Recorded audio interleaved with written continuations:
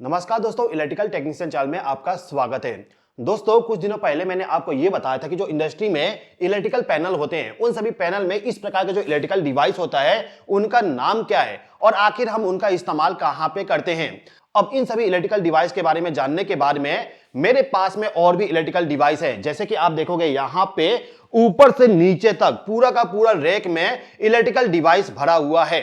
तो आज का जो वीडियो है, इस वीडियो में हम इन सभी इलेक्ट्रिकल डिवाइस के बारे में जानेंगे कि इनका नाम क्या है, इस्तेमाल हम कहां पे करते हैं। जैसे कि आप देखोगे ये जो रैक है, इस रैक के अंदर में सबसे पहले यहां पे मेरे पास में एक इलेक्ट्रिकल डिवाइस है। इस वाले इलेक्ट्रिकल डिवाइस को हम कहते हैं टावर लाइट। अब टावर लाइट क्या होता है, कहां पे इस्तेमाल करते हैं, थोड़ा सा समझते हैं। देखिए, बहुत सारे ऐसे मशीनें होती हैं जहां पे मशीन हमारा नॉर्मली वर्क करते रहता है।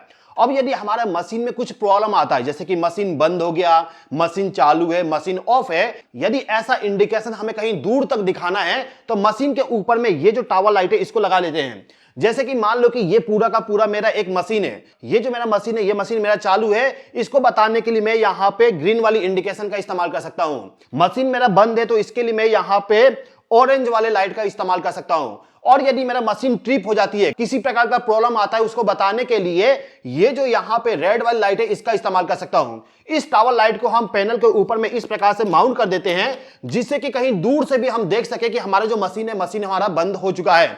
तो ये होता है टावर लाइट। टावर लाइट का काम क्या होता है मैंने आपको बता दिया। अब टावर लाइट के बाद में यहां पे मेरे पास में एक डब्बा है। इस डब्बे में क्या है देखते हैं। तो इसको मैं ओपन करता हूं तो आप देखोगे यहां पे मेरे पास में है सेंसर। सेंसर क्या होती है यदि आपको नहीं मालूम तो मैं आपको बता दूं कि सेंसर एक ऐसा डिवाइस है जो कहीं दूर का जो सब्जेक्ट होती है, मतलब कि ऑब्जेक्ट होता है, उसको डिटेक्ट करके एक आउटपुट सिग्नल जनरेट कर देता है। एग्जांपल के लिए मान लो कि मैंने यहां पे एक सेंसर लगा दिया, ये वाला सेंसर, ठीक है। अब मान लो कि इसके सामने कुछ भी आता है तो कुछ भी आते ही एक सिग्नल जनरेट करवाना है। मान लो कि मेरे पास में ये वाला टावर लाइट है, ठीक है। ये टावर लाइट मेरा तब ग्लो होना चाहिए जब मेरा सेंसर के सामने कोई टारगेट आती है। तो जैसे ही सेंसर के सामने कुछ भी टारगेट आएगा तो ये उसको डिटेक्ट कर लेगा। डिटेक्ट करने के बाद एक सिग्नल जनरेट करेगा। उस सिग्नल के जरिए हम चाहे तो मोटर को चालू कर सकते हैं, मशीन को चालू कर सकते हैं, इंडिकेशन लैंप का काम करवा सकते हैं, या फिर अलग अलग जगह पे हम उसका इस्तेमाल कर सकते हैं। जिस प्रकार से आप सेंसर का इस्तेमाल करना चाहो उस प्रकार से आप इस्तेमाल कर सकते हो। अब सेंसर जो होता है ना, सेंसर भी बहुत सारे टाइप के होते हैं, जैसे कि एसी पावर सप्लाई पे वर्क करने वाला सेंसर, डीसी पावर सप्लाई पे वर्क करने वाला सेंसर। आपका जो एप्लीकेशन है, उस एप्लीकेशन में कौन से टाइप का सेंसर का आपको रिक्वायरमेंट है, उसके अकॉर्डिंग आपको सेंसर को सेलेक्ट करना होता है। जैसे कि ये जो बॉक्स है, इस बॉक्स के अंदर में यहां पे मेरे पास में सेंसर है। ये सेंसर मेरा डीसी पावर सप्लाई पे वर्क करने वाला सेंसर है। इसके अलावा यदि मैं यहां पे दिखाऊं तो ये हो गया मेरे पास में पीएनपी सेंसर। इसके अलावा यहां पे मेरे पास में एनपीएन सेंसर, और इसके अलावा यहां पे मेरे पास में और भी सेंसर है। जैसे कि आप देखोगे यहां पे और भी बहुत सारे अलग अलग टाइप के सेंसर है। ये हो गया मेरा इंडक्टिव प्रॉक्सिमिटी सेंसर, ये भी इंडक्टिव सेंसर है। इसके अलावा आप देखोगे यहां पे ये वाटर सेंसर। यदि आपके पानी के पाइपलाइन में यदि पानी फ्लो हो रहा है, उसके अकॉर्डिंग सिग्नल को जनरेट करवाना है तो इस वाले हम सेंसर का इस्तेमाल करते हैं। इसको बोलते हैं वाटर फ्लो सेंसर। ये है मेरा AC sensor, AC power supply पे वर्क करने वाला सेंसर है। यहां पे मेरे पास में मल्टीपल टाइप के सेंसर है। इन सभी सेंसर के बारे में यदि आप डिटेल से समझना चाहते हो तो आप कमेंट करके बता दीजिएगा। इन सभी सेंसर के बारे में, वर्किंग कैसा होता है, कैसे काम करता है, कहां पे कौन सा सेंसर इस्तेमाल करते हैं, उसके लिए पूरा का पूरा अलग क्लास में बना दूंगा, मतलब कि वीडियो बना दूंगा, ठीक है। इसके अलावा दोस्तों यहां पे देखोगे मेरे पास में है पेंडेंट स्विच। अब ये पेंडेंट स्विच क्या होता है आपको यदि नहीं मालूम तो बता दूं कि जो हमारा कंपनी होती है, कंपनी में आप लोगों ने देखे होंगे जो हैवी इक्विपमेंट होती है उसको उठाने के लिए हम क्रेन का इस्तेमाल करते हैं, जिसको हम होस्ट भी बोलते हैं। अब जो होस्ट होता है ना, उसको ऑपरेट करवाने के लिए इसी प्रकार का पेंडेंट स्विच का इस्तेमाल करते हैं। इसमें आप देखोगे यहां पे ऑन बटन है, ऑफ बटन है। ये जो ऑन बटन है इसको यदि हम प्रेस करेंगे तो जो हमारा इलेक्ट्रिकल सिस्टम है, इलेक्ट्रिकल सिस्टम चालू हो जाएगा। इसको दबाने पे इलेक्ट्रिकल सिस्टम चालू होगा, मोटर चालू नहीं होता है, मतलब कि होस्ट काम करना नहीं चालू होता है, केवल उसका जो कंट्रोल सिस्टम है वो ऑन हो जाती है। उसके बाद यहां पे आप देखोगे अप बटन है, डाउन बटन है, ईस्ट बटन है, वेस्ट बटन है। मतलब कि जो हमारा होस्ट है उसको हमें ईस्ट में ले जाना है, वेस्ट में ले जाना है, ऊपर ले जाना है, नीचे ले जाना है, किस डायरेक्शन में ले जाना है, उसके अकॉर्डिंग हमें बटन को दबाना होता है। बटन को दबाएंगे उसके अकॉर्डिंग जो हमारा मोटर होती है वो मोटर वर्क करता है, ठीक है। तो ये हो गया पेंडेंट स्विच। इसका इस्तेमाल हम होस्ट के लिए या फिर ईओटी के लिए करते हैं, ठीक है। अब पेंडेंट स्विच के बाद में यहां पे मेरे पास में एक कनेक्टर है। ये है मेरा 3 फेस का प्लग टॉप और इसका ये है फीमेल, ठीक है। थ्री फेज का यदि आपको पावर सप्लाई चाहिए, जैसे कि जो इंडस्ट्री होती है वहां पे जो थ्री फेज का काम होता है, मोस्टली कंडीशन में जो वेल्डिंग मशीनें होती हैं, उन वेल्डिंग मशीनों को हमें अलग अलग जगह पे ले जाके कनेक्ट करना होता है, अलग अलग जगह पे इस्तेमाल करना होता है। तो जो वेल्डिंग मशीन होती है या फिर थ्री फेज मशीन जो होती है, उनको यदि हमें बार बार कनेक्ट करना है, डिस्कनेक्ट करना है, तो उसके लिए हम इस प्रकार का प्लग टॉप और सॉकेट का इस्तेमाल करते हैं। जैसे कि हमारे घरों में इस प्रकार का सॉकेट लगा होता है ना, सेम इसी प्रकार से इंडस्ट्री में थ्री फेज पावर सप्लाई के लिए इस प्रकार का सॉकेट लगा होता है अलग अलग जगह पे। अब सिंपली क्या करना होता है कि जो हमारा वेल्डिंग मशीन है या फिर मोटर है, जिसको हमें अलग अलग जगह पे लेके जाके कनेक्शन करना होता है, उसके साथ में हम इस वाले प्लग टॉप को कनेक्ट कर देते हैं। प्लग टॉप को कनेक्ट करने के बाद इसका जो सॉकेट है उसमें लेके जाएंगे और इसको कनेक्ट कर देंगे, पावर सप्लाई हमें मिल जाएगा। मतलब कि जिस प्रकार से हम हमारे घरों में सॉकेट का इस्तेमाल करते हैं, प्लग टॉप का इस्तेमाल करते हैं पावर सप्लाई कनेक्शन के लिए, सेम उसी प्रकार से इंडस्ट्री में थ्री फेज पावर सप्लाई के लिए इस प्रकार का जो थ्री फेज वाली जो सॉकेट होती है उसका इस्तेमाल हम करते हैं। अब इसके बाद में आप देखोगे तो यहां पे मेरे पास में है फुट स्विच। फुट स्विच क्या होता है? तो इस टाइप का जो फुट स्विच होता है ना, इसको हम पांव से दबाते हैं। जैसे कि आप देखोगे मैं इसको यहां पे रख दिया, रखने के बाद पांव से ऐसे दबा के इसको ऑपरेट करवा सकता हूं। इस टाइप का फुट स्विच यदि आप देखना चाहते हो तो आप सिंपली चले जाइए, जो सिलाई करते हैं, सिलाई जो करते हैं उनके पास में जो मोटर होती है, उस मोटर को ऑपरेट करवाने के लिए इसी प्रकार का फुट स्विच का इस्तेमाल करते हैं। जैसे इसको प्रेस करेंगे मोटर चालू, इसको रिलीज करने पे मोटर बंद। इसके अलावा जो फुट स्विच होता है उसका इस्तेमाल हम मल्टीपल जगह पे करते हैं, जहां पे हमें केवल पाव के जरिए कोई सिग्नल को जनरेट करवाना हो। ठीक है, तो फुट स्विच क्या है इसके बारे में हमने समझ लिया है। इसके बाद यहां पे मेरे पास में फ्यूज, इसके बारे में आपको नॉलेज है, पिछले क्लास में भी मैंने आपको बताया था कि फ्यूज क्या होता है। अभी के टाइम पे इंडस्ट्री में यदि आप देखोगे तो इस टाइप का आपको फ्यूज देखने को नहीं मिलेगा। इंडस्ट्री में अभी के टाइम पे इस टाइप का फ्यूज इस्तेमाल करते हैं, जिसके बारे में मैंने आपको पिछले वाले वीडियो में बता दिया था। ये जो आप देख रहे हो इसको हम बोलते हैं फ्यूज होल्डर, और इसी के अंदर में हम फ्यूज को इंसर्ट करते हैं। जैसे कि ये मेरे पास में फ्यूज है, इसको हम यहां पे इंसर्ट करके इसको चालू कर सकते हैं। ठीक है, तो इंडस्ट्री में अभी के टाइम पे इस टाइप का फ्यूज होल्डर का इस्तेमाल किया जाता है, मतलब कि फ्यूज का इस्तेमाल किया जाता है।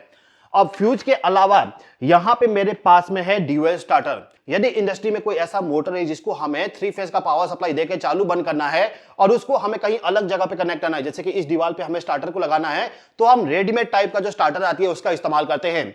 इस वाले स्टार्टर में आप देखोगे यहां पे स्टार्ट पुश बटन है, इसको प्रेस करने से मोटर चालू, स्टॉप पुश बटन को प्रेस करने से मोटर बंद।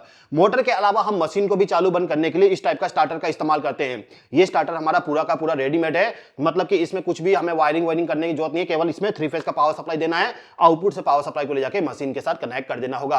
इसके बारे में बहुत सारे वीडियो बनाया हो, आप चाहें तो उस वीडियो को देख सकते हो। इसके अलावा आप देखोगे यहां पे मेरे पास में है फैन। अब इस वाले फैन का काम क्या है? देखो बहुत सारे इलेक्ट्रिकल पैनल होती हैं जहां पे बहुत सारा इलेक्ट्रिकल डिवाइसेस लगी होती हैं।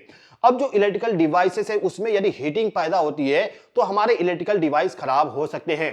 तो पैनल के अंदर में वेंटिलेशन को बनाने के लिए इस प्रकार का हम फैन का इस्तेमाल करते हैं। इसके अलावा हमारे घरों में भी इस टाइप का फैन लगा देते हैं वेंटिलेशन के लिए। तो फैन का काम क्या है, क्यों इस्तेमाल करते हैं, ये तो आपको मालूम ही है, इसके बारे में हम ज्यादा बात नहीं करेंगे।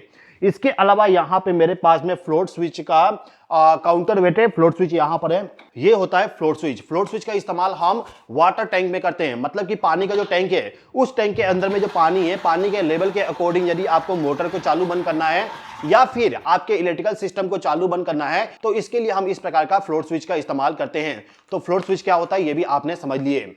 अब यहां पे मेरे पास में एक बॉक्स है, इस बॉक्स के ऊपर में हम चाहे तो पुश बटन को कनेक्ट कर सकते हैं। जैसे कि आप लोगों ने देखे होंगे अलग अलग जगह से हमें किसी मशीन को, मोटर को चालू बंद करना होता है। जैसे कि मैंने आपको बताया था कि ये जो मेरे पास में स्टार्टर है, इस वाले स्टार्टर को यहाँ पे हम लगा देंगे तो इस पॉइंट पे हम प्रेस करके मोटर को चालू बंद कर सकते हैं। अब यदि आप चाहते हो कि जो हमारा मशीन है उस मशीन को कहीं दूर से भी चालू बंद करना है, तो इसके लिए हम इस प्रकार का जो बॉक्स आती है उस बॉक्स को इस्तेमाल करते हैं और उसके साथ में पुश बटन को लगा देते हैं।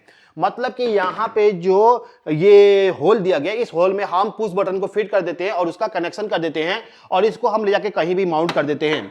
माउंट करने के बाद उस जगह पे हम जाएंगे, पुश बटन को प्रेस कर देंगे, हमारा मशीन जो है, हमारा जो स्टार्टर है वो चालू हो जाती है। ये केवल एक बॉक्स है जिसके अंदर में हम पुश बटन को, इंडिकेशन लैंप को कनेक्ट कर सकते हैं। ठीक है, अब इसके बाद में यहाँ पे मेरे पास में एक बॉक्स है, ये बॉक्स पूरा का पूरा फ्यूज का है, तो इसके बारे में ज्यादा बात नहीं करता हूं, इसको मैं यहाँ पे साइड में रख देता हूं। इसके अलावा यहाँ पे भी फ्यूज है, इसको भी मैं साइड में रख देता हूं।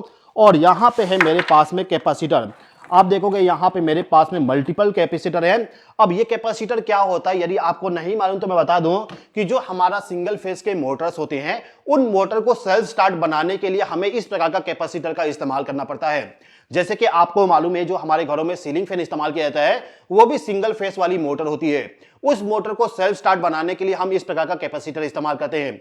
अच्छा, क्या आप कमेंट करके मुझे बता सकते हैं कि जो सीलिंग फैन होती है, सीलिंग फैन में हम कितना वैल्यू वाली कैपेसिटर का इस्तेमाल करते हैं? चलिए देखते हैं कितना लोग सही आंसर कमेंट करते हैं। ठीक है, तो कैपेसिटर क्या होता है ये आपको मालूम है।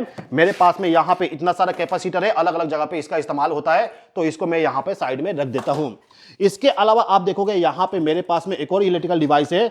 ये डिवाइस क्या है थोड़ा सा देख लेते हैं। तो ये जो मेरे पास में डिवाइस है इसको हम बोलते हैं वीएमआर, या फिर आप कह सकते हो कि ये हमारा सिंगल फेस का प्रिवेंटर है। सिंगल फेस का प्रिवेंटर क्या होता है यदि आपको नहीं मालूम तो मैं आपको बता दूं कि जो हमारा 3 फेस का पावर सप्लाई होता है उस पावर सप्लाई से यदि हम किसी मोटर को ऑपरेट करवाते हैं और मोटर के ऑपरेशन के दौरान यदि एक फेस का पावर सप्लाई चला जाता है या फिर वोल्टेज बढ़ जाती है, वोल्टेज कम हो जाती है, तो इस कंडीशन में हमारा मोटर खराब हो सकता है। तो यदि आप मोटर को प्रोटेक्ट करना चाहते हो या फिर जो आपका मशीन है उस मशीन में जो पावर सप्लाई जा रहा है उसका जो वोल्टेज कहीं बढ़ ना जाए, कम ना हो जाए या फिर पावर सप्लाई फेल ना हो जाए, उससे यदि आप प्रोटेक्शन चाहते हैं तो आपको इस्तेमाल करना होता है सिंगल फेस प्रिवेंटर। इस टाइप का यदि हम प्रिवेंटर इस्तेमाल करते हैं तो जो हमारा इलेक्ट्रिकल सर्किट होती है उसमें एक्स्ट्रा प्रोटेक्शन ऐड हो जाती है। जैसे कि एग्जांपल के मैं आपको फिर से इस वाले स्टार्टर के बारे में बताता हूं। ये जो स्टार्टर है इस वाले स्टार्टर के अंदर में केवल ओवरलोड रिले को लगाया गया है। अब जो हमारा मोटर है उस मोटर के लिए केवल ओवरलोड का प्रोटेक्शन दिया गया है। अब यदि आप चाहते हो कि मोटर में ओवर वोल्टेज, अंडर वोल्टेज और जो 3 फेस का पावर सप्लाई है उस पावर सप्लाई में से यदि कोई एक फेस का पावर सप्लाई चला जाए तो इस कंडीशन में आपको प्रोटेक्शन मिल जाए, तो वहां पे आप इस प्रकार का प्रिवेंटर का इस्तेमाल करोगे। तो प्रिवेंटर क्या होता है, कहां पे इस्तेमाल करते हैं और कैसे काम करता है, मैंने आपको हर एक चीज बता दिया। ठीक है, अब प्रिवेंटर के अलावा आप देखोगे यहां पे मेरे पास में एक और बॉक्स है। यह है हमारा DOL स्टार्टर। जैसे कि आप देख सकते हो यहां पे मेरे पास में मोटर स्टार्टर, जो स्टार्टर मैंने अभी थोड़ा देर पहले आपको दिखाया वही सेम टू सेम स्टार्टर ये भी है, केवल इसमें जो पुश बटन है वो थोड़ा अलग होता है। इसके अंदर में जो कॉन्टेक्टर और ओवरलोड रिले इस्तेमाल किया था वो थोड़ा डिफरेंट टाइप के होते हैं। इसको हम बोलते हैं MK1 टाइप का स्टार्टर। ये जो स्टार्टर होता है इसका कॉस्ट थोड़ा कम होती है और इस टाइप का जो स्टार्टर होती है इसका कॉस्ट थोड़ा ज्यादा होता है। तो नॉर्मली हमारे खेतों में जो मोटर इस्तेमाल किया जाता है, पंप इस्तेमाल किया जाता है, उसको चालू बंद करने के लिए हम इस प्रकार का स्टार्टर का इस्तेमाल करते हैं। ये 3 फेस वाली स्टार्टर है। ठीक है, वैसे मैं आपको बता दूं कि अभी के टाइम पे मैंने एक कोर्स भी लॉन्च किया हूं जिसमें मैंने आप लोगों को यह बताया हूं कि जो हमारा ड्यूअल स्टार्टर होती है, स्टार डेल्टा स्टार्टर होती है, रिवर्स फॉरवर्ड स्टार्टर जो होती है, उसका वायरिंग किस प्रकार से करेंगे। उसका अगर ट्रबल शूटिंग करना है, मतलब कि आपका जो स्टार्टर है उसमें कुछ प्रॉब्लम आ गया तो प्रॉब्लम को किस प्रकार से खोजोगे उसके बारे में पूरा डिटेल से मैंने एक्सप्लेन किया हूं। तो यदि आपको अभी तक स्टार डेल्टा स्टार्टर का वायरिंग, ट्रबल शूटिंग या फिर star delta starter, dual starter, reverse forward starter के बारे में ऐसा कुछ भी इंफॉर्मेशन नहीं है, मतलब कि काम कैसे करता है, किस प्रकार से वायरिंग करेंगे, यदि कुछ प्रॉब्लम आता है तो किस प्रकार से ट्रबल शूटिंग करेंगे, यदि आपको इनके बारे में पूरा डिटेल से नॉलेज नहीं है तो आपको मेरा जो कोर्स है उस कोर्स को जरूर ज्वाइन करना चाहिए। कोर्स का फीस जो है केवल 200 रुपीज है। 200 रुपीज में मैं आपको इतना अच्छा नॉलेज प्रोवाइड करूंगा जिससे कि आप किसी भी कंपनी में चले जाओ, वहां पे आपके सामने ड्यूअल स्टार्टर आ जाए, रिवर्स फॉरवर्ड स्टार्टर आ जाए या फिर स्टार डेल्टा स्टार्टर आ जाए, उसका वायरिंग, उसका ट्रबल शूटिंग, इसके अलावा जो भी आपको उसमें करवाना चाहें वो आप काम कर सकते हो आसानी से। कोर्स को यदि आपको ज्वाइन करना है तो कोर्स का लिंक डिस्क्रिप्शन में दिया गया है, वहां पे क्लिक करके आप कोर्स को ज्वाइन कर सकते हो। ध्यान दीजिएगा, कोर्स को ज्वाइन करने के लिए केवल आपको 200 रुपया पे करना पड़ेगा। यह फीस इतना कम है कि आप आसानी से इसको पे कर सकते हो। ठीक है, तो अभी के टाइम पे मेरे पास में यहाँ पे ड्यूअल स्टार्टर है। ड्यूअल स्टार्टर के अलावा यहाँ पे आप देखोगे तो मेरे पास में यहाँ पे एक और पुश बटन है। ये पुश बटन भी हमारा सेम टू सेम काम करता है। यहाँ पे स्टार्ट पुश बटन है, यहाँ पे स्टॉप पुश बटन है और यहाँ पे इमरजेंसी स्टॉप पुश बटन है। इनका काम क्या होता है ये तो आपको मालूम होगा, इसके बारे में ज्यादा एक्सप्लेन नहीं करता हूं।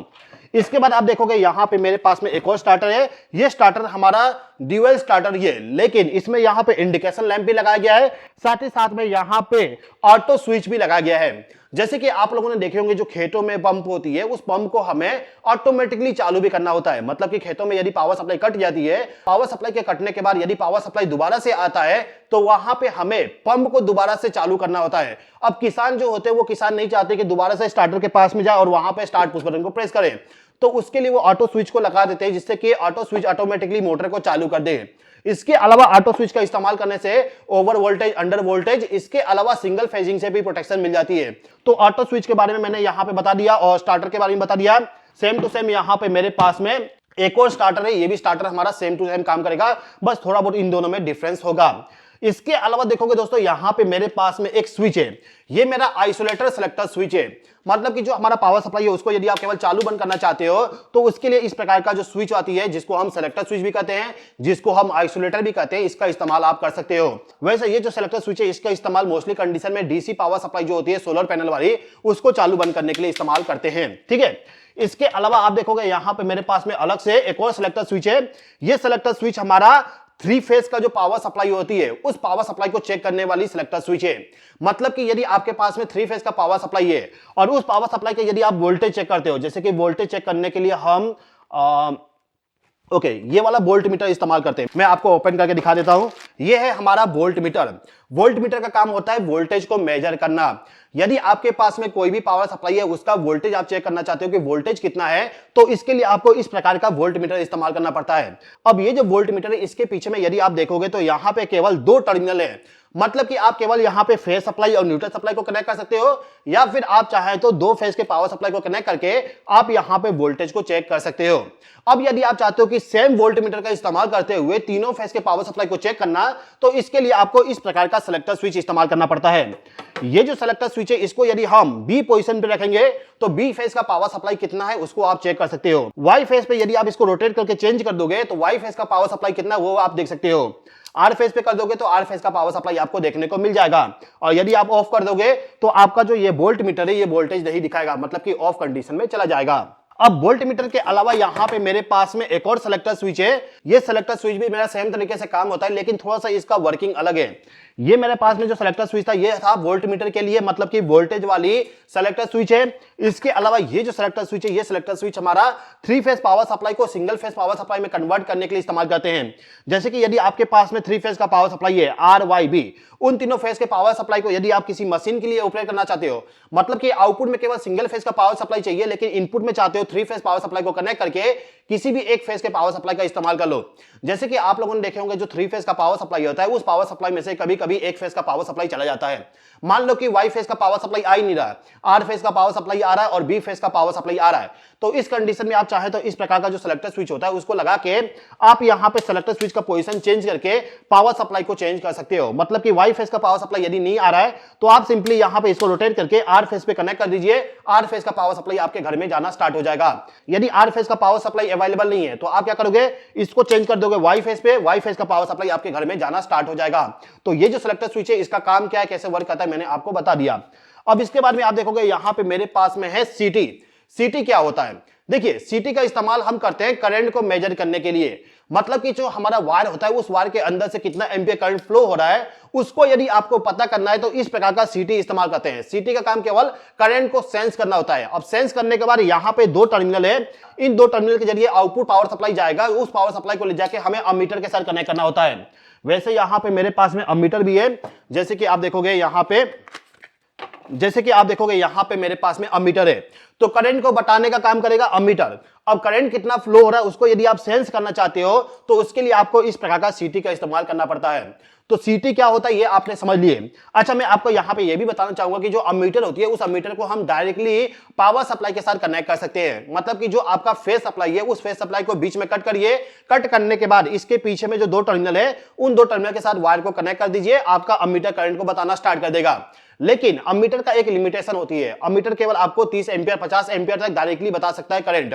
यदि आपके पास में ज्यादा करंट है जैसे कि 200 300 400 500 600 एम्पियर करंट फ्लो हो रहा है तो उसको आप डायरेक्टली अमीटर के साथ कनेक्ट नहीं कर सकते हो। इसके लिए आपको इस्तेमाल करना होता है इस प्रकार का सीटी, और सीटी को अमीटर के साथ कनेक्ट करके आप करंट को चेक कर सकते हो कि आपका जो इलेक्ट्रिकल सर्किट है उस सर्किट में कितना एम्पियर करंट फ्लो हो रहा है। ठीक है, अब इसके बाद में यहां पे मेरे पास में है एक काउंटर। यहां पे मेरे पास में काउंटर, इसको मैं ओपन करके दिखा देता हूं। तो ये जो आप इलेक्ट्रिकल डिवाइस देख रहे हो इस डिवाइस को हम कहते हैं काउंटर। काउंटर का काम क्या होता है थोड़ा सा समझिए। मान लीजिए कि आपके पास में कोई मशीन है, वो मशीन आपका बार बार ऑपरेट हो रहा है। अब मशीन आपका कितने बार ऑपरेट हुआ उसको यदि आपको काउंट करना है तो इस प्रकार का काउंटर इस्तेमाल कर सकते हो। इसके अलावा आप लोगों ने देखे होंगे इंडस्ट्री में बहुत सारे प्रोडक्ट बनते हैं। मान लीजिए कि किसी कंपनी में इस प्रकार का ये क्या है, एमसीबी है, इस प्रकार का एमसीबी का मैन्युफैक्चरिंग किया जा रहा है। अब ये जो एमसीबी है, ये एमसीबी कितना बन चुका है उसको यदि आपको काउंटिंग करना है, मान लो कि कोई कन्वेयर बेल्ट है, उस कन्वेयर बेल्ट पे एमसीबी जो है इस प्रकार से आगे बढ़ता चला जा रहा है, कन्वेयर बेल्ट पे हमारा प्रोडक्ट रखा हुआ है वो आगे चला जा रहा है। अब यदि आपको काउंटिंग करना है कि कितना प्रोडक्शन हो चुका है, तो उसके लिए आपको इस प्रकार का काउंटर का इस्तेमाल करना पड़ता है। अब काउंटर के जरिए किस प्रकार से काउंटिंग करोगे मैं आपको थोड़ा सा बता देता हूं। देखिए, जो हमारा कन्वेयर बेल्ट होती है, कन्वेयर बेल्ट पे हम इस प्रकार के प्रोडक्ट को रख देते हैं। अब इस प्रोडक्ट को डिटेक्ट करने के लिए हम चाहें तो इस प्रकार का जो सेंसर आती है, ये वाली सेंसर, इस सेंसर को हम इसके सामने रख देंगे। जैसे कि मैं इस वाले सेंसर को यहां पे लगा दिया और एमसीबी यहां से आ रहा है। अब जैसे ही एमसीबी यहां पे आएगा तो हमारा जो सेंसर है वो सेंसर उसको डिटेक्ट करेगा और डिटेक्ट करने के बाद एक सिग्नल देगा। अब ये जो सिग्नल है, इस सिग्नल को हम काउंटर के साथ लगा देते हैं तो काउंटर हमारा काउंट कर लेगा कि एक एमसीबी यहां से पास हो गया, दूसरा आएगा काउंटिंग 2 हो जाएगी, तीसरा आएगा काउंटिंग 3 हो जाएगा। मतलब कि जितना एमसीबी वहां से पास होगा उतना काउंटिंग हो जाएगी। अब ये जो काउंटर है, इस काउंटर के साथ में आप चाहें तो सेंसर को कनेक्ट कर दो, या फिर आप चाहें तो इस प्रकार का जो लिमिट स्विच आता है, जैसे कि आप देखोगे ये मेरे पास में एक लिमिट स्विच है, इस वाले लिमिट स्विच का यदि आप इस्तेमाल करना चाहते हो तो इसका भी इस्तेमाल करके आप काउंटिंग करवा सकते हो। लिमिट स्विच का इस्तेमाल हम ऐसे जगह पे करते हैं जहां पे जो हमारा प्रोडक्ट है वो प्रोडक्ट आके इसको टच करता है, टच करने के बाद ये आउटपुट सिग्नल को जनरेट करेगा। आउटपुट सिग्नल के अकॉर्डिंग हम कोई भी काम करवा सकते हैं। हम चाहे तो काउंटिंग करवा दे, हम चाहे तो मोटर को बंद कर दे, हम चाहे तो मोटर को चालू कर दे, हम चाहे तो किसी मशीन को ऑपरेट करवा दे, या फिर सिग्नल दे दे, या फिर इंडिकेशन लैंप को ग्लो करवा दे। आप जो काम करवाना चाहते हो वो काम करवा सकते हो, केवल आपको यह सोचना है कि आपको क्या काम करवाना है। तो लिमिट स्विच का काम क्या होता है, किसी भी ऑब्जेक्ट को डिटेक्ट करना। मतलब कि कोई ऑब्जेक्ट जा रहा है, यहां से इसको टच करता है तो वो उसको डिटेक्ट करेगा। डिटेक्ट करने के बाद ये जो लीवर है, ये लीवर ऑपरेट होगा। ऑपरेट होने के बाद इसके अंदर में NONC कॉन्टैक्ट लगी होती है, NONC कॉन्टैक्ट चेंज हो जाता है, जिसका इस्तेमाल हम किसी भी डिवाइस को चालू बंद करने के लिए या फिर सिग्नल देने के लिए इस्तेमाल कर लेते हैं। ठीक है, तो लिमिट स्विच के बारे में भी आपने समझ लिए और काउंटर के बारे में भी आपने समझ लिए। अब इसके बारे में मेरे पास में और भी बहुत सारे इलेक्ट्रिकल डिवाइस है जिसके बारे में हमें बात करना बाकी है। तो यदि आप चाहते हो कि मैं और भी इस वीडियो को कंटिन्यू करूं, जैसे कि पिछले वीडियो में आपने बोले थे कि सेकंड पार्ट बनाइए, तो मैंने सेकंड पार्ट आपके लिए बना दिया। अब तीसरे पार्ट को यदि आप देखना चाहते हो तो आपको कमेंट करना पड़ेगा। यदि आप कमेंट करोगे तो बाकी जो मेरे पास में इलेक्ट्रिकल डिवाइस है, आप देख सकते हो कितना सारा इलेक्ट्रिकल डिवाइस है जिसके बारे में आपको बिल्कुल भी नॉलेज नहीं होगा। मेरे पास में ऐसे ऐसे इलेक्ट्रिकल डिवाइस है जिसके बारे में आपने ना सुने होंगे, ना देखे होंगे, ना आपको पता होगा कि वो आखिर किस प्रकार से वर्क करता है। तो यदि आप चाहते हो कि इन सभी इलेक्ट्रिकल डिवाइस के बारे में मैं और भी बताऊं तो आप कमेंट करिए, कमेंट करने के बाद में वीडियो को बनाऊंगा। इसके अलावा दोस्तों, यदि आप इलेक्ट्रिकल वायरिंग को सीखना चाहते हो, मतलब कि dual starter, reverse forward starter और स्टार डेल्टा स्टार्टर के बारे में सीखना चाहते हो, तो जो मेरा कोर्स है उस कोर्स को आप ज्वाइन कर लीजिएगा। कोर्स का लिंक आपको डिस्क्रिप्शन में मिल जाएगा। इसके अलावा यदि आप इलेक्ट्रिकल वायरिंग को भी सीखना चाहते हो तो उसका भी कोर्स अवेलेबल है, उस कोर्स को भी आप ज्वाइन कर सकते हो। कोर्स को ज्वाइन करने के लिए मेरा जो ऐप है उस ऐप को डाउनलोड करना पड़ेगा। साथ ही साथ में मैं आपको बताना चाहूंगा कि जो कोर्स है उस कोर्स को ज्वाइन करने के लिए आपको कुछ फीस पे करना पड़ता है। मिनिमम फीस है, उस फीस को पे करके आसानी से अच्छा खासा आप नॉलेज को गेन कर सकते हो। तो उम्मीद करता हूं कि ये वीडियो आपको पसंद आएगा। वीडियो पसंद आए तो लाइक जरूर कर दीजिएगा, और यदि आपने अभी तक चैनल को सब्सक्राइब नहीं किए तो सब्सक्राइब भी कर लीजिएगा। इस वीडियो को देखने के लिए धन्यवाद।